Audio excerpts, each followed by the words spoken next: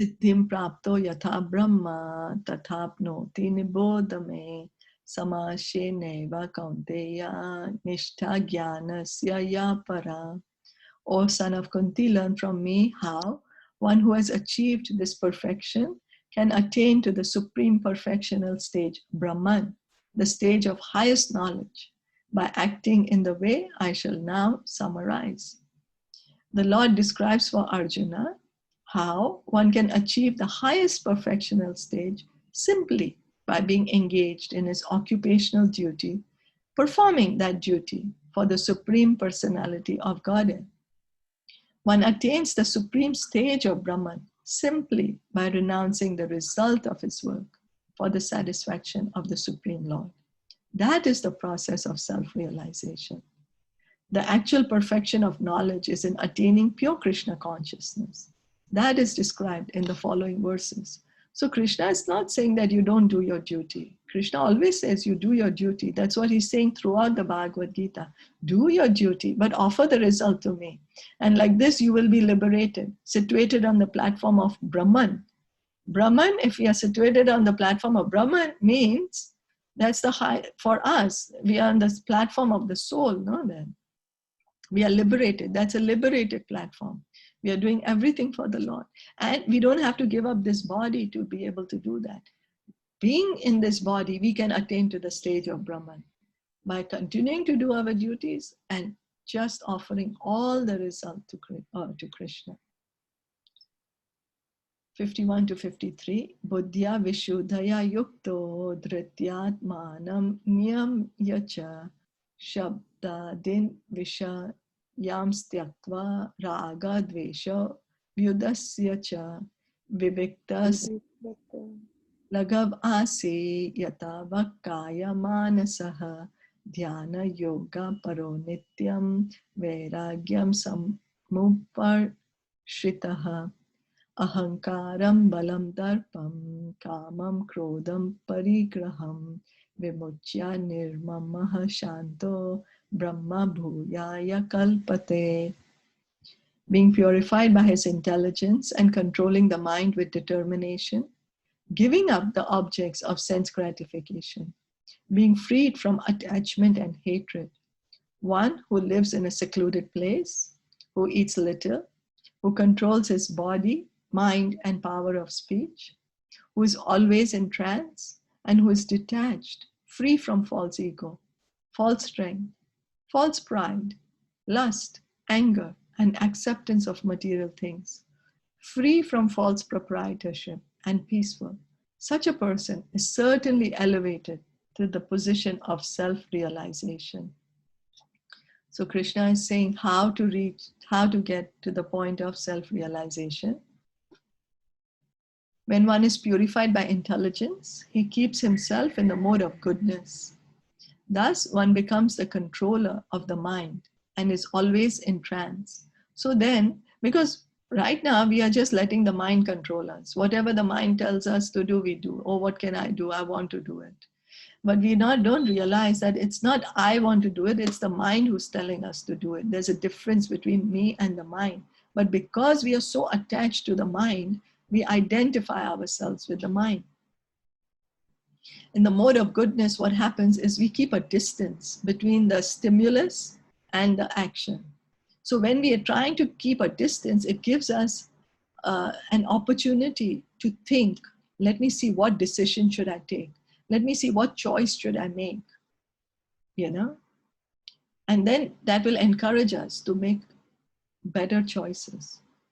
And what's a better choice? To choose Krishna. That's all that we have at each and every moment. Are we choosing Krishna or are we choosing to be separate from Krishna? That is the only independent will that we have at each and every moment. He is not attached to the objects of sense gratification, and he's free from attachment and hatred in his activities. So Krishna is saying, don't be attached or don't hate your activity. Do it as a duty, for my satisfaction. Such a detached person naturally prefers to live in a secluded place. So when we are saying secluded place, It doesn't mean that we go sit in the forest right now. For us, what is relevant is that we try to associate with devotees. And that when we are speaking, we speak Krishna Katha to anyone and everyone. You know, we come across so many people every day. Then we try to give Krishna to them. He does not eat more than what he requires. So offer first to Krishna and then eat. And he controls the activities of the body and mind. How do we do that? By engaging our body and mind in the service of Krishna. The mind by thinking of Krishna, by reciting prayers. You know, there are so many prayers we can memorize, verses we can memorize. Activities of the body by bowing down before the deity. He has no false ego because he does not accept the body as himself. And if we are doing that, then we are rightly situated in our position as a servant of Krishna. That I'm the soul, I'm not this body. Then, as Prabhupada would say, making good use of a bad bargain. That we are inside this body is a bad bargain because originally we don't have a material body, we are the soul. But now, because somehow or the other we have gotten this body, so we should try to make some good use out of the body. And how do we do that? Engage in Krishna's service. Nor has he a desire to make the body fat and strong by accepting so many material things. So do what is necessary. Maintain the body as much as is required. Whatever physical exercises which need to be done for maintaining of the body, that should be done. But not over endeavoring, thinking that the body is the only thing. We should take care of the body, thinking I need the body, so let me maintain it because I need to engage it in devotional service. Because he has no bodily concept of life, he is not falsely proud. He's satisfied with everything that is offered to him by the grace of the Lord. And he's never angry in the absence of sense gratification. So a pure devotee, what does he do? He depends on Krishna. Whatever comes in his way, that's why he's peaceful and satisfied. Oh, it's Krishna's mercy, it's Krishna's desire. So he's able to control his anger also in that way. How? Because he's depending on Krishna. He has faith in Krishna. That Krishna is my best friend. He's doing the best for me. Nor does he endeavor to acquire sense objects. Thus, when he's completely free from false ego, he becomes non-attached to material things. And that is the stage of self-realization of Brahman. That stage is called the Brahma Bhuta stage. So this is when one actually realizes, oh, I'm not this body, I'm the soul. Not only theoretically, but being actually situated. So then whatever we are thinking, whatever we are feeling is going to be from the platform of the soul. When one is freed from the material conception of life, he becomes peaceful and cannot be agitated. This is described in Bhagavad Gita 2.70.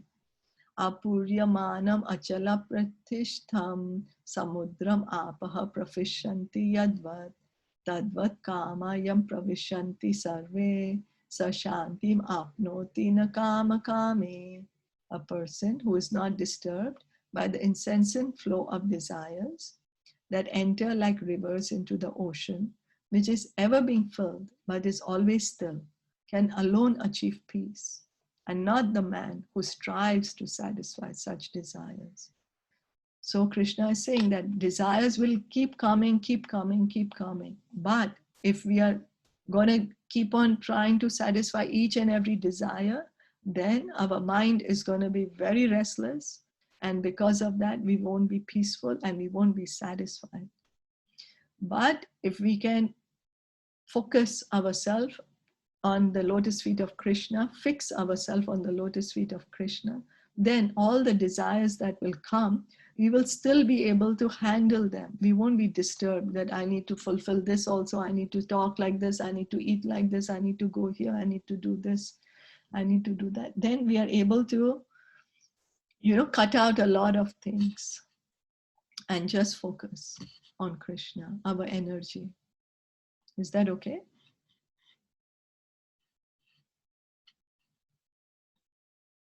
Yes, this makes complete sense.